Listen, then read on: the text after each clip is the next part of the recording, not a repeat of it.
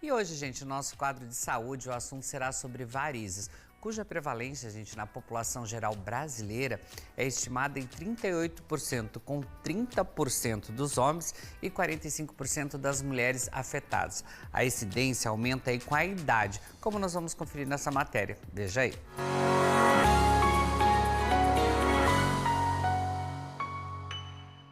E hoje, no nosso quadro de saúde, nós vamos falar sobre varizes. Eu convidei a médica vascular, a doutora Mariane, que vai explicar um pouquinho pra gente sobre esse assunto que sempre traz dúvidas. Já estava um tempinho que eu já estava sentindo falta dela hoje aqui no programa e hoje deu certo, né, doutora? Boa tarde. Bom. Boa tarde, Núbia. Muito obrigada pelo convite para falar desse assunto que é tão importante, já que acomete uma boa parte da população e sempre gera muitos questionamentos. E a gente fala, né, doutora, antes eram muitas mulheres que se preocupavam com as varizes, mas os homens ultimamente estão cada vez mais atentos a isso, né? Ainda bem, né? Os homens estão mudando muito nesse sentido de buscar um atendimento também, né? Como as mulheres já faziam isso mais rotineiro. Então, doutora, para a gente iniciar, o que é a varizes, então? Varizes é uma doença das veias, principalmente das pernas, né? Então, às vezes as pessoas perguntam, tem varizes em outro lugar? Não, varizes é uma doença muito relacionada às pernas. E é uma fragilidade na parede do vaso que dificulta o retorno do sangue das pernas para o coração. Então, normalmente a gente tem que lutar contra a gravidade e as veias têm esse desafio e precisam estar íntegras para conseguir fazer isso, né? Fazer com que o sangue volte lá da perna para o coração. Quando a gente tem essa doença da parede do vaso ali, a gente acaba tendo uma dilatação, uma tortuosidade que a gente chama de varizes. E doutora, sobre os fatores de risco, quais geralmente são que levam ao desenvolvimento das varizes? O principal fator de risco é a genética, é o principal. Então, se você tem um histórico na sua família de varizes, se a mãe, a avó, o avô, o lado paterno também, tem muito vasinho visível, muita veia calibrosa, é um fator de risco considerável, né? E aí depois, ao longo da vida, tem outros gatilhos, que aí seria a profissão, trabalhar muito tempo em pé, muito tempo sentado, tudo que fica muito numa posição estática, que não favorece a parte da musculatura, do retorno ali, né, do sangue, é um fator de risco para varizes. E geralmente, doutora, a gente fala assim, às vezes as pessoas vão muito procurar no consultório quando já está super em evidência, mas existe assim sinais, alguns indicativos antes que tá mostrando que as varizes estão começando a se desenvolver? Então, varizes geralmente dão sintomas, né? Então, a gente tem geralmente um cansaço, uma dor, não podemos nem dizer que é uma dor tão evidente, é mais mesmo um desconforto nas pernas, uma inquietude, que muitas vezes até a gente deixa, né, na correria do dia a dia, a gente não se olha, acha que só foi um dia mais pesado mesmo. Esses são os sintomas das varizes e ao longo, né, da doença podem surgir também edemas e outras situações de alteração na cor da pele, mas inicialmente é mais um desconforto, um peso, um cansaço e isso, né, seria um motivo para a gente consultar um vascular. Mas a própria questão genética, então se você vê isso na sua família, seria necessário ir até o vascular, porque ali, às vezes, quando você não está vendo nada, é o momento de evitar a doença, né? O aparecimento desses vasinhos tão indesejáveis. É indesejáveis demais e até a questão, muitas pessoas se preocupam com a parte estética, né, doutora? Mas existem outras complicações que as varizes podem levar, que é uma coisa, um sinal de alerta, digamos assim? Com certeza. A gente sempre fala, varizes, vasinho, varicose, não é só estética, é doença, precisa ser tratado pelo especialista, pelo médico vascular. Porque ao longo dos anos, cada doença tem um padrão, não é toda paciente que vai ter o mesmo padrão de doença, mas pode sim ter complicações, né, como a flebite, que é a inflamação da veia, que pode, por consequência, levar à trombose, úlceras, varicorragias, que seriam as hemorragias dessas varicoses. Então, são situações que a gente vê num estágio mais avançado de varizes, né? Até mesmo por causa do edema da perna, às vezes a gente tem a tal da erisipela, que também é uma infecção na perna que preocupa bastante.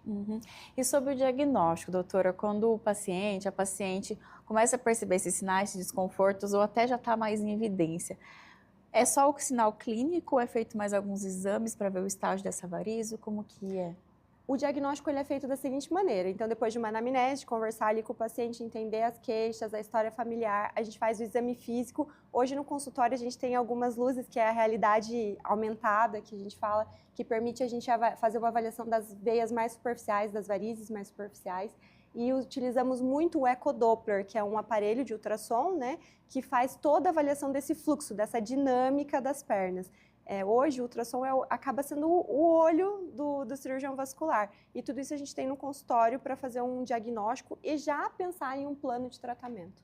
E sobre esse tratamento, então, doutora, porque geralmente acho que os pacientes, quando identifica, chega lá para ti no consultório, vou ter que operar? Vai ter que fazer cirurgia? Como que funciona? Olha, uma coisa que a gente sempre fala, quanto antes você procura, menor é a chance de você precisar de um procedimento cirúrgico. Hoje, realmente, a gente opera aquelas situações que não tem mais como fazer de uma maneira menos invasiva, mas a maior parte dos procedimentos hoje são feitos no consultório, não tira o paciente da rotina, né? A gente utiliza bastante tecnologias, então laser, radiofrequência para fazer esses tratamentos, e realmente o tempo que tem que ficar fora das atividades é muito discreto hoje em dia, né? Praticamente no consultório nem um dia sem poder trabalhar ou fazer uma atividade, né? Mas é sempre importante a gente frisar que não é um tratamento curativo, né? É um controle dessa doença que, infelizmente, não tem cura. Então, a gente precisa ter uma frequência de visita ao vascular para que isso realmente seja uma doença controlada. E até porque, né, doutora, em muitos casos, alguns pacientes fazem a cirurgia, passa anos, de repente volta e vai ter que fazer a cirurgia de novo. Então, por isso tem que ter esse cuidado no controle, né? Isso é bem importante. Essa semana mesmo eu atendi uma paciente que operou há 7 anos. Então, assim, 7 anos é um tempo de evolução que com certeza ela vai ter sintoma novamente, vão ter vasinhos novamente. Então, se a gente conseguisse fazer um acompanhamento, uma manutenção antes desse tempo, antes de ter novamente os sintomas, com certeza seria muito mais tranquilo, né? E não precisaria de novos procedimentos cirúrgicos. E sobre a questão dos cuidados após, doutora, os procedimentos cirúrgicos, em casos assim extremo, quando o paciente deixa para o último caso e que vocês chegam e falam, não, vai ter que precisar ir para a parte operatória. Como que funciona esses cuidados após? Porque antigamente tinha que fazer enormes cuidados, enfim, está mais avançada essa parte? Com certeza, a recuperação é muito mais rápida graças a essas tecnologias que a gente utiliza, então endolaser, radiofrequência. E hoje a gente diz que não é mais repouso absoluto nem um dia, né? Então, desde o pós-operatório, o paciente sai do hospital, deambulando, caminhando, e os 3 primeiros dias um pouco mais de repouso, mas em nenhum deles que é aquela situação que muitas pessoas estão acostumadas e relatam, de ficar vários dias com a perna para cima, enfaixada. Não, isso melhorou muito, a gente associa o uso de uma meia e realmente o paciente ele consegue ter condições de voltar à rotina dele muito rápido e sem muita dor, né, nesse pós-operatório. Porque antigamente eram os casos assim mais complicados, digamos assim, né, doutora? Traumatizava, né? Isso. Eu lembro da minha avó, às vezes até a própria pessoa já passou por essa situação há muitos anos atrás e relata, não queria passar mais por essa experiência, mas de fato é uma experiência que evoluiu bastante.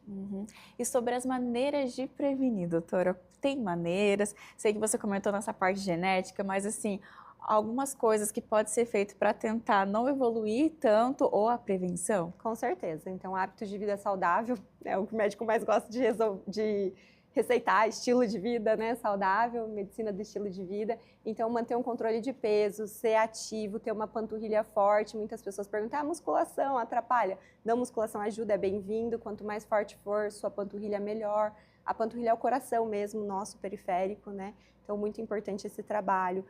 Evitar situações que deixam a função da perna prejudicada, então salto muito alto, posições que ficam muito tempo em pé ou muito tempo sentada, a gente pode usar uma meia.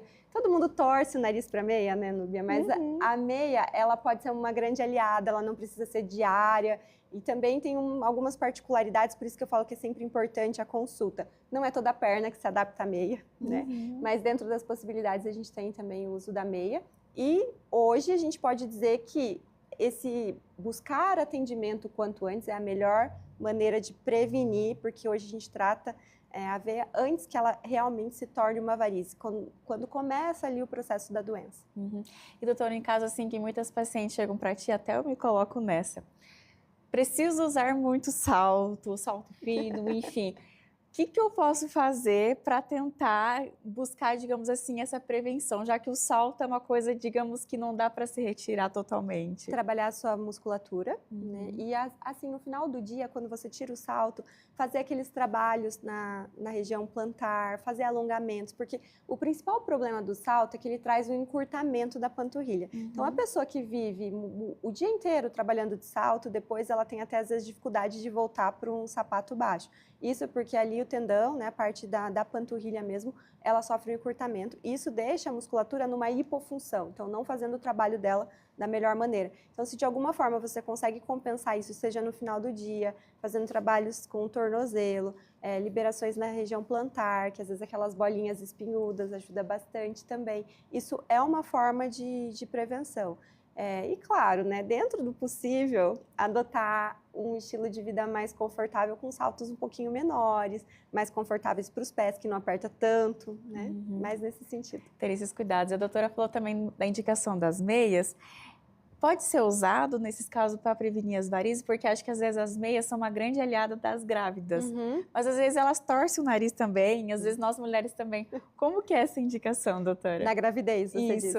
Eu já fui grávida, eu falo que é difícil, né? Não é todo mundo que se adapta a pôr uma meia com a barriga, né? Por isso que na consulta a gente conversa e entende melhor para ver o que se adapta. Mas na gestação, a gente tem algumas variações de edema, de inchaço, que são próprios da variação hormonal. E aí, realmente, a meia ela ajuda a dar uma segurada e um conforto. Quando a gente consegue ajustar no melhor ali de cada um, da particularidade de cada um, acaba sendo algo confortável. Tem que ser, né? Não é para ser sofrido. Aquela questão que tem que ter o meio termo, você fazer as indicações, que nem a doutora vai fazer a parte dela como médica vascular, mas a paciente, o paciente também tem que fazer o dever de casa, né? Com certeza, é o mais importante, né? Essa informação e esse cuidado de si mesmo, né? Doutora, obrigada novamente pela sua participação, viu? Eu que agradeço mais uma vez, é sempre muito bom estar aqui com vocês. E não demora mais vezes tanto assim para deixar.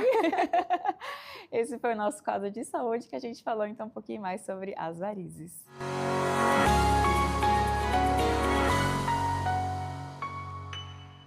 Valeu, doutora Mariane, muito obrigado, né, por essas explicações e esse alerta aí para as pessoas que busquem, né, ajuda médica aí para diagnosticar e tratar as varizes, pois elas, né, podem evoluir e causar complicações aí, como a trombose, né, e outras também, como nós conferimos aí. Então tem que ficar, vamos se cuidar.